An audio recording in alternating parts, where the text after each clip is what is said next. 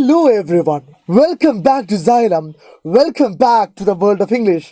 2024 SSLC എക്സാമിന് ഇനി ഒരുപാട് ദിവസങ്ങളൊന്നും ബാക്കിയില്ല. ഇംഗ്ലീഷിൽ നിങ്ങൾ ഏറ്റവും കുഴപ്പിക്കുന്ന ഒരു ടോപ്പിക് ഗ്രാമറാണ് എന്ന് എനിക്കറിയാം. സർ, ഗ്രാമർ ഞാൻ നന്നായി പഠിക്കുന്നുണ്ട്, റൂളൊക്കെ വായിച്ച് ബൈഹാർട്ട് ചെയ്തിട്ടുണ്ട്, പക്ഷേ ക്വസ്റ്റ്യൻസ് വരുന്ന സമയത്ത് അത് ടാക്കിൾ ചെയ്യാൻ പറ്റുന്നില്ല. ഈ പ്രശ്നം അഡ്രസ്സ് ചെയ്യാൻ വേണ്ടി നമ്മളൊരു പുതിയ സെഷൻ ആരംഭിക്കുകയാണ്. ആ സെഷനിൽ നമ്മൾ ഗ്രാമറിൻ്റെ റൂൾസ് ഒരുപാട് പറയുന്നതിന് പകരം ചോദ്യങ്ങൾ ചെയ്തു പഠിക്കുന്നു. ഒരു ചോദ്യം വന്നു കഴിഞ്ഞാൽ എങ്ങനെയാണ് ആ ചോദ്യത്തെ അഡ്രസ്സ് ചെയ്യേണ്ടത്, ഏതൊക്കെ കാര്യങ്ങളാണ് ശ്രദ്ധിക്കേണ്ടത് എന്നൊക്കെ കൃത്യമായി അനലൈസ് ചെയ്ത് നമ്മൾ പരമാവധി ചോദ്യങ്ങൾ ചെയ്തു പഠിക്കാൻ പോകുന്നു. Yes, welcome back to the pilot episode of do it learn it.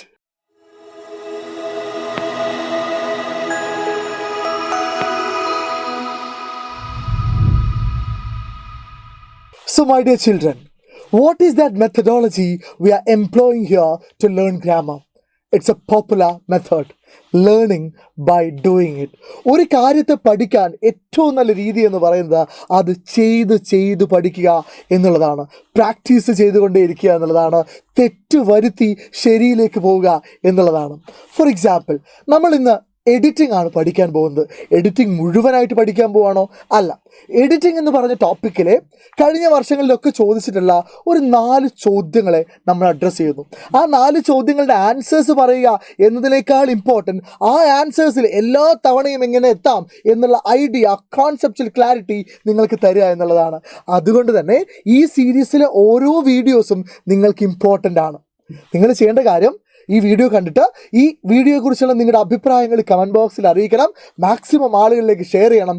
മാത്രമല്ല, ഏത് വീഡിയോ ആണ് നിങ്ങൾ അടുത്തത്, ഏത് ടോപ്പിക്കാണ് അടുത്ത് എക്സ്പെക്ട് ചെയ്യുന്നത് എന്നൊക്കെ നിങ്ങൾ കമൻറ്റ് ബോക്സിൽ അറിയിക്കണം. നിങ്ങൾ കമൻറ്റ് ബോക്സിൽ അഭിപ്രായം അറിയിക്കുന്നതനുസരിച്ചാണ് ഈ വീഡിയോ നിങ്ങൾക്ക് യൂസ്ഫുൾ ആവുന്നുണ്ടോ, അടുത്ത വീഡിയോ ഞാൻ ക്രിയേറ്റ് ചെയ്യേണ്ടതുണ്ടോ എന്നൊക്കെ ഞാൻ തീരുമാനിക്കുന്നത്. So let's begin. So here is your first question. 2023 model എക്സാമിന് ചോദിച്ച ചോദ്യമാണ് from the chapter the castaway. So before moving for video ഒന്ന് പോസ് ചെയ്ത് വെക്കുക, എന്നിട്ട് നിങ്ങളുടേതായ രീതിയിൽ ഉത്തരം കണ്ടെത്തി എവിടെയെങ്കിലും ഒന്ന് എഴുതി വെക്കുക, എന്നിട്ട് മാത്രം വീഡിയോ കണ്ടിന്യൂ ചെയ്യാം. Okay, ready? സോ എന്താണ് question? Sharath went outside when he heard a call. He saw a young boy in the garden, a survivor from a upturned board. എനിക്കറിയാം നിങ്ങൾ ഈ ഉത്തരം ഓൾറെഡി കണ്ടെത്തിയിട്ടുണ്ട്. നിങ്ങളുടെ മുഖത്ത് ഒരു ചിരിയൊക്കെ ഉണ്ട്. കാരണം എന്താ? ഇതൊക്കെ എനിക്ക് അറിയാവുന്ന കാര്യങ്ങളാണ് സാർ. കാരണം ഇവിടെ എ ആണ് വന്നതെങ്കിൽ ഞാനത് എന്തിലേക്ക് മാറ്റും? ആനിലേക്ക് മാറ്റും, വിത്തൗട്ട് എനി ഡൗട്ട്. പക്ഷേ നിങ്ങൾക്കത് കൃത്യമായിട്ട് അറിയോ? വളരെ കൃത്യമായിട്ട് അതിൻ്റെ കോൺസെപ്റ്റ് ക്ലാരിറ്റി നിങ്ങൾക്കുണ്ടോ? ഇല്ലെങ്കിൽ പിടിച്ചോ. നോക്കൂ, 2 ആർട്ടിക്കിളാണ് ഇങ്ങനെ വരാറ്, ആനും എയും. സോ നമ്മൾ ആൻ എന്തിൻ്റെ മുമ്പിലാണ് ചേർക്കുക? വവൽ. തെറ്റി. വവൽ ലെറ്റർ അല്ല, പിന്നെ എന്താണ്? വവൽ സൗണ്ട് ആണ്. എ എന്തിൻ്റെ മുമ്പിലാണ് ചേർക്കുക? കോൺസണൻറ്റ് സൗണ്ട്, അതായത് വ്യഞ്ജന ശബ്ദത്തിൻ്റെ മുമ്പിൽ. എന്തിൻ്റെ മുമ്പിൽ? കോൺസണൻറ്റ് സൗണ്ടിൻ്റെ മുമ്പിലാണ് നമ്മൾ എ എന്ന് പറഞ്ഞ ആർട്ടിക്കിൾ ഉപയോഗിക്കുക. So the keyword is sound, letter അല്ല. എന്താണ്? സൗണ്ട് ആണ് നിങ്ങൾ നോക്കേണ്ടത്. ഫോർ ഇൻസ്റ്റൻസ്, ഞാൻ അവർ എന്ന് പറഞ്ഞൊരു വേർഡ് എഴുതുന്നു, HOUR. സോ നിങ്ങൾ പഠിച്ചു വെച്ചിട്ടുണ്ട് AEIOU. ഇത്രയും ലെറ്റേഴ്സിനെയാണ് നമ്മൾ എന്ത് വിളിക്കുന്നത്? നമ്മൾ വവൽ ലെറ്റേഴ്സ് എന്ന് വിളിക്കുന്നത്. വവൽ ലെറ്റേഴ്സ് എന്ന് വിളിക്കുന്നത്. സോ വവൽ ലെറ്റേഴ്സ് ആണെങ്കിൽ ഇവിടെ പ്രശ്നമാണ്. കാരണം എന്താണ്? ഇവിടെ HOUR തുടങ്ങുന്നത് ഒരു വവൽ ലെറ്ററിലല്ല, ഒരു കോൺസണന്റ് ലെറ്ററിലാണ്.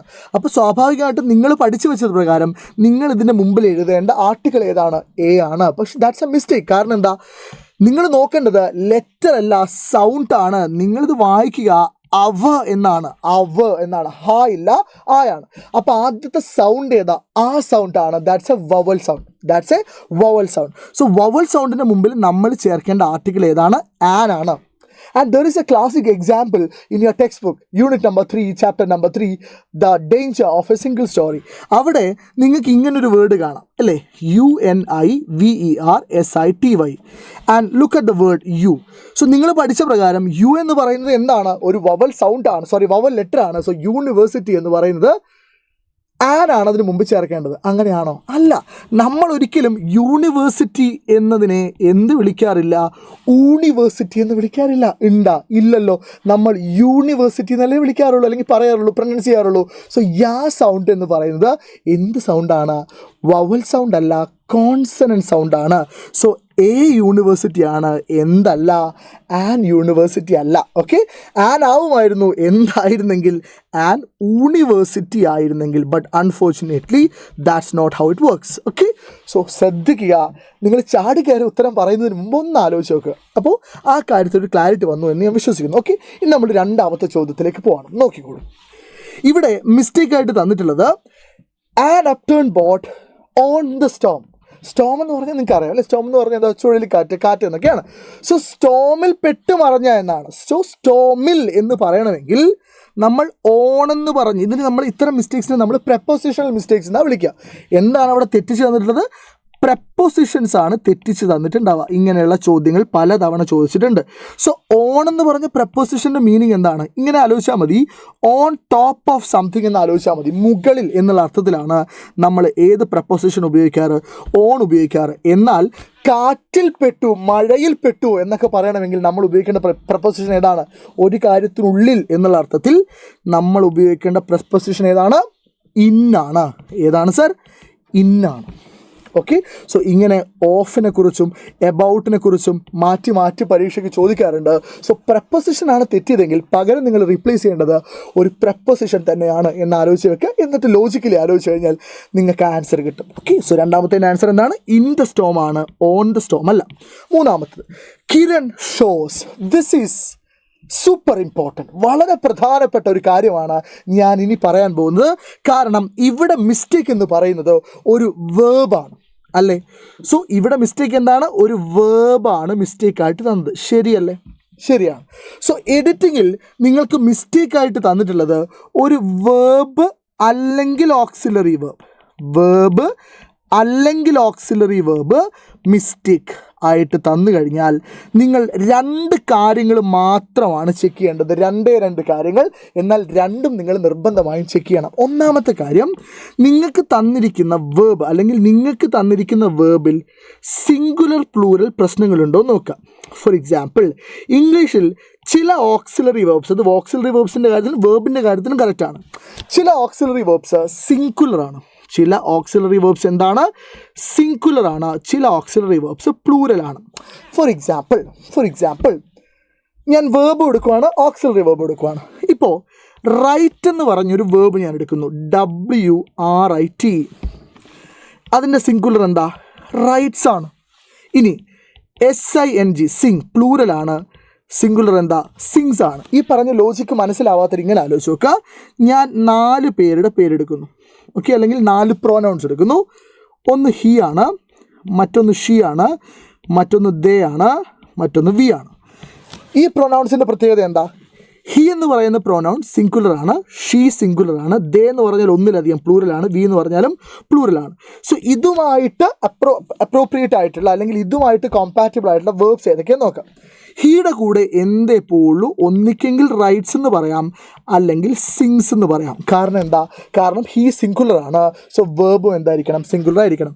ഷീയുടെ കൂടെ ഇങ്ങനെ തന്നെയാണ്, റൈറ്റ്സും കോമ്പാറ്റബിൾ ആണ്, സിങ്സും കോമ്പാറ്റബിൾ ആണ്. എന്നാൽ ദേയുടെ കൂടെ റൈറ്റ്സ് കോമ്പാറ്റബിൾ ആണോ? ഇല്ല സർ. ദേയുടെ കൂടെ എന്തേ പോവുള്ളൂ? റൈറ്റേ പോവുള്ളൂ, അല്ലെങ്കിൽ സിങ്ങേ പോവുള്ളൂ. Again same thing, right or sing. So ഈ രീതിയിൽ നിങ്ങളുടെ വേർബ് സിംഗുലർ ആണോ പ്ലൂറൽ ആണോ നോക്കിയിട്ട് അതിൻ്റെ തൊട്ടപ്പുറത്ത് വരുന്ന വേർബിനെ നിങ്ങൾ എന്ത് ചെയ്യണം? കൺവേർട്ട് ചെയ്യാൻ പഠിക്കണം. പക്ഷേ ഇത് എവിടെ മാത്രമാണ്? ഇത് പ്രസൻറ്റ് ടെൻസിൽ മാത്രമാണ്. എവിടെ മാത്രമാണ്?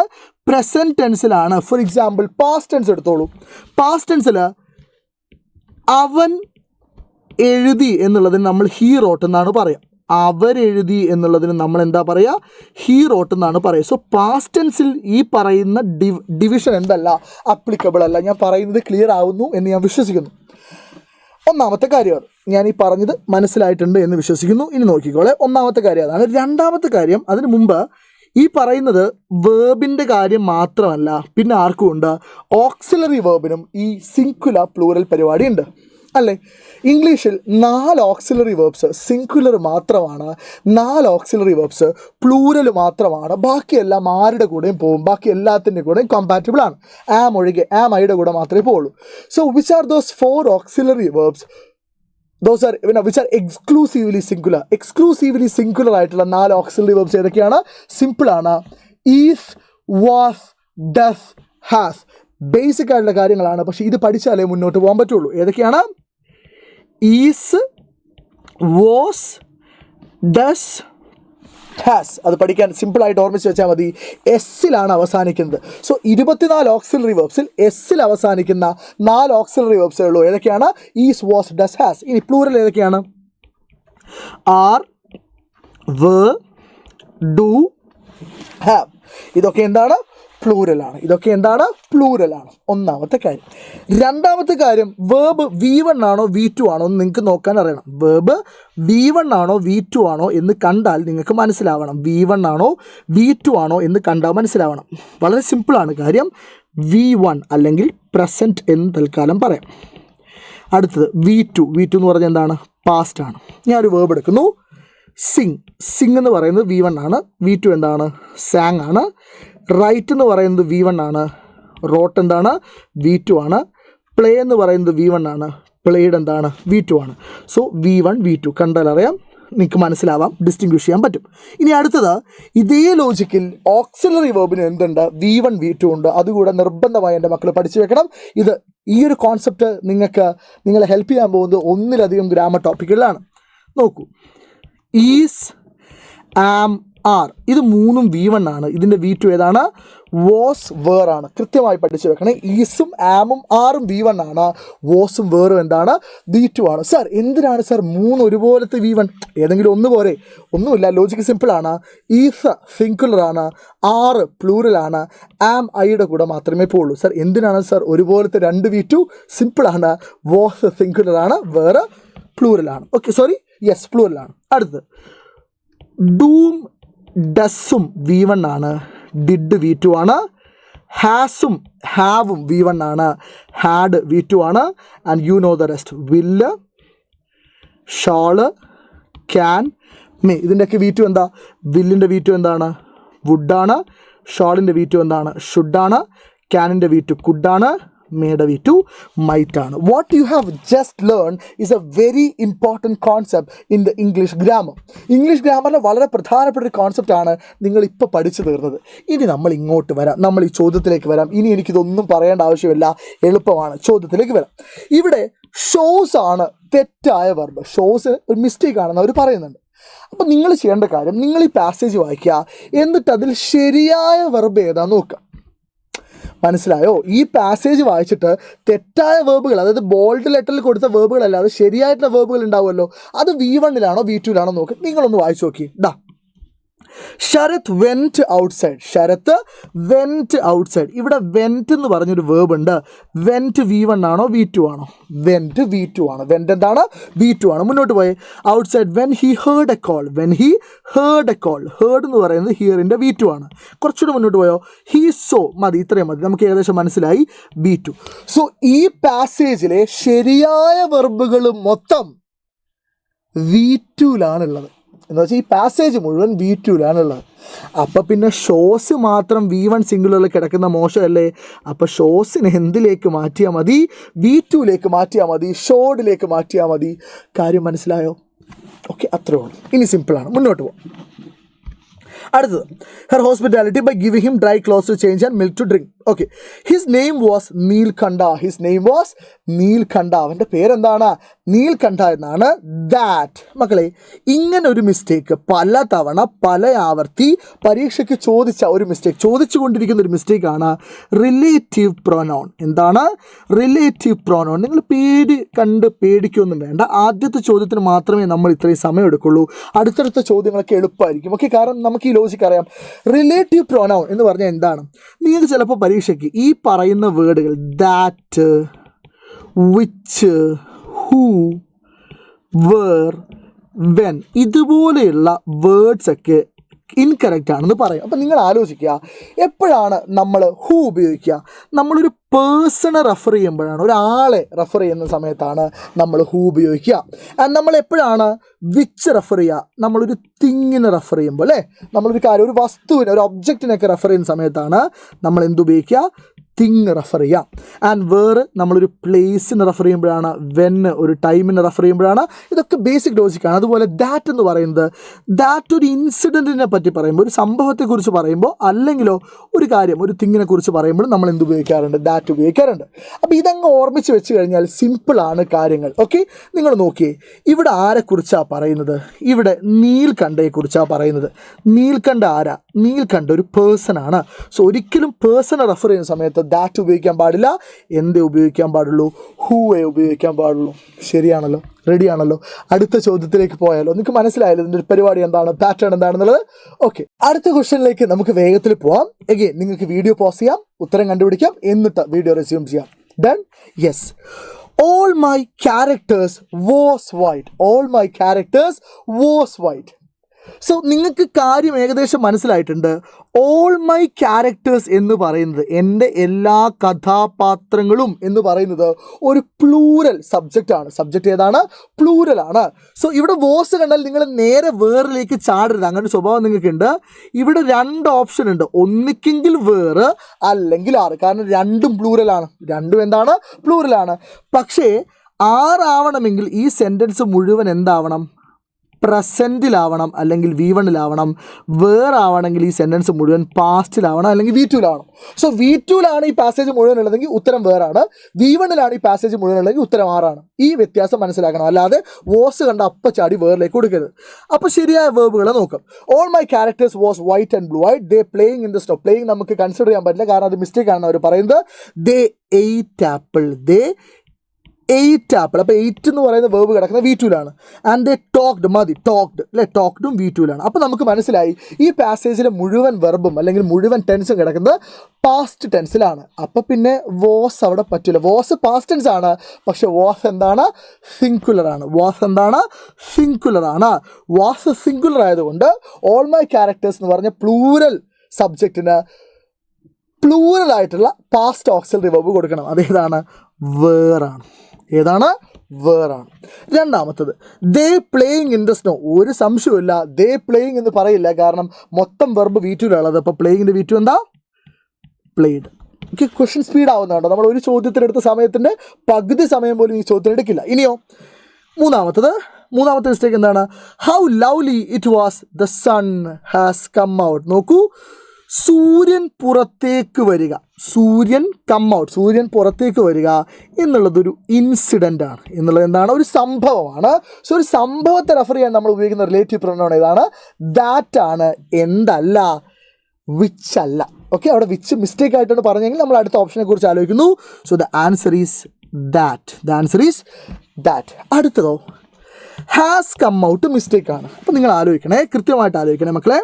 ഇവിടെ ചില ആൾക്കാർ ഹാസ് കം ഔട്ട് കണ്ടാൽ ഹാസ് കെയിം ഔട്ട് എന്നൊക്കെ ആക്കാൻ സാധ്യതയുണ്ട്.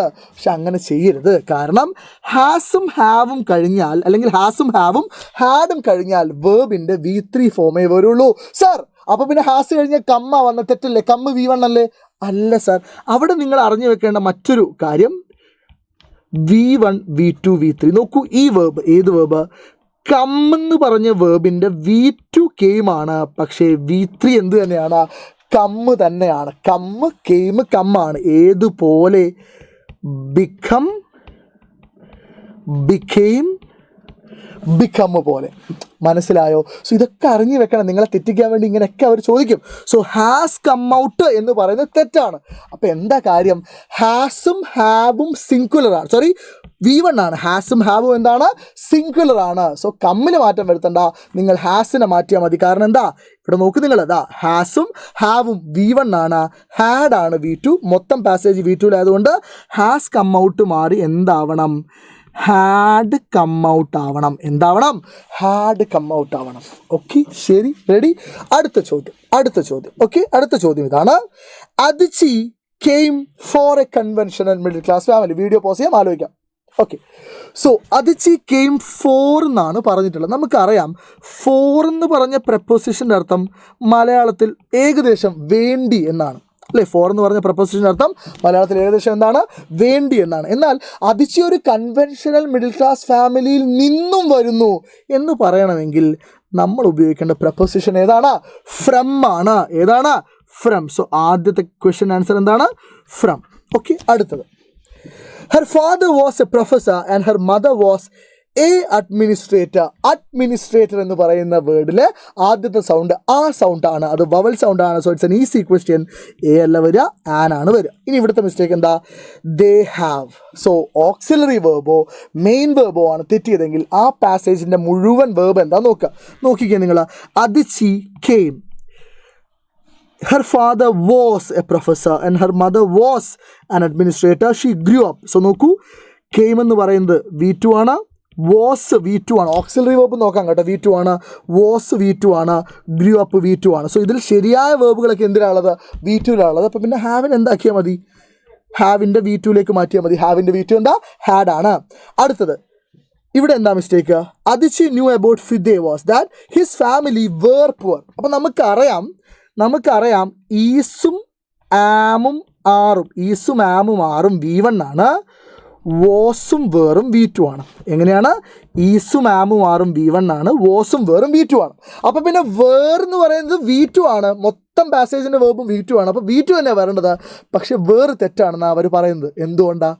സിമ്പിളാണ്. നിങ്ങളതിൻ്റെ തൊട്ട് മുമ്പുള്ള വേർഡ് നോക്കുക, ഹിസ് ഫാമിലി അല്ലേ? ഹിസ് ഫാമിലി എന്ന് പറഞ്ഞാൽ എന്താ? ഹിസ് ഫാമിലി എന്ന് പറഞ്ഞു കഴിഞ്ഞാൽ അവൻ്റെ കുടുംബം എന്നാണ്. അവൻ്റെ കുടുംബങ്ങൾ എന്നാണോ? ഫാമിലീസ് എന്നാണോ? അല്ല. സോ ഫാമിലി എന്ന് പറയുമ്പോൾ നമുക്ക് പ്ലൂറലായിട്ട് തോന്നും, അല്ല, കുടുംബം ഒന്നേ ഉള്ളൂ. സോ ഹിസ് ഫാമിലി എന്ന് പറയുന്നത് സിംഗുലറാണ്. അപ്പം നിങ്ങൾ പറ, വേറാണോ സിംഗുലർ, വാസ് ആണോ സിംഗുലർ? ഏതാ സിംഗുലർ? വാസ് ആണ് സിംഗുലർ. സോ നാലാമത്തെ ആൻസർ എന്താണ്? വാസ് ആണ്. ഇത്രേ ഉള്ളൂ പരിപാടി. ഓക്കെ, അങ്ങനെയാണെങ്കിൽ എൻ്റെ പൊന്നുമക്കളെ, ഈ ചോദ്യത്തിൻ്റെ ആൻസർ നിങ്ങളൊന്ന് കണ്ടുപിടിക്കണം. ഞാൻ നിങ്ങൾക്ക് കുറച്ച് ക്ലൂസ് തരാം. ക്ലൂസ് ഇതാണ്. ഉത്തരം ഞാൻ പറയുന്നുണ്ട്, പക്ഷെ ഞാൻ ഉത്തരം നേരിട്ട് പറയുന്നൊന്നും ഇല്ലാന്നേ ഉള്ളൂ. ഒന്നാമത്തെ ക്ലൂ ഇതാണ്: had been, has been, have been. അതായത് ഹാസും ഹാവും ഹാഡും കഴിഞ്ഞാൽ V3 ആണ് വരേണ്ടത്.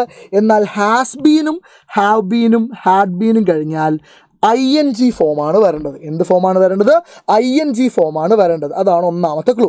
ദെൻ രണ്ടാമത്തെ ക്ലൂവിൻ്റെ ആവശ്യം നിങ്ങൾക്കില്ല. മൂന്നാമത്തെ ചോദ്യത്തിൻ്റെ ക്ലൂവിന് നിങ്ങൾക്ക് ആവശ്യമില്ല. അതൊക്കെ നമ്മൾ പഠിച്ചതാണ്. എന്നാൽ ഒരു ക്ലൂ കൂടെ ഞാൻ തരാം. നിങ്ങൾക്ക് എപ്പോഴെങ്കിലും ഏത് പാസേജ്, അത് V1 V2 എങ്ങനെയുള്ള പാസേജും ആയിക്കോട്ടെ, അവിടെ ടു എന്ന് പറഞ്ഞൊരു വേർഡ് കണ്ട് അതിൻ്റെ തൊട്ടപ്പുറത്തൊരു വേർബ് ഉണ്ടെങ്കിൽ അത് V1 ആയിരിക്കും. It's called to infinitive. To കഴിഞ്ഞാൽ ഏത് വേർബിൻ്റെ ഏത് ഫോമേ വരുള്ളൂ? V1 ഫോമേ വരുള്ളൂ.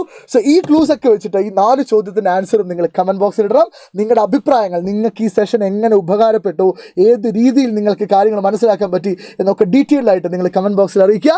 അതൊക്കെ വായിച്ചിട്ടാണ് അടുത്ത തവണ ഏത് വീഡിയോ എങ്ങനെ ചെയ്യണം എന്നൊക്കെ സാറ് തീരുമാനിക്കുന്നത്. സോ വരാനിരിക്കുന്ന പരീക്ഷയിൽ ഗ്രാമറിൽ നമ്മൾക്ക് മുഴുവൻ മാർക്ക് പഠിക്കണം. അവരെത്ര ബുദ്ധിമുട്ടി ചോദ്യങ്ങൾ ചോദിച്ചാലും ഗംഭീരമായി നമുക്ക് സ്കോർ ചെയ്യണം.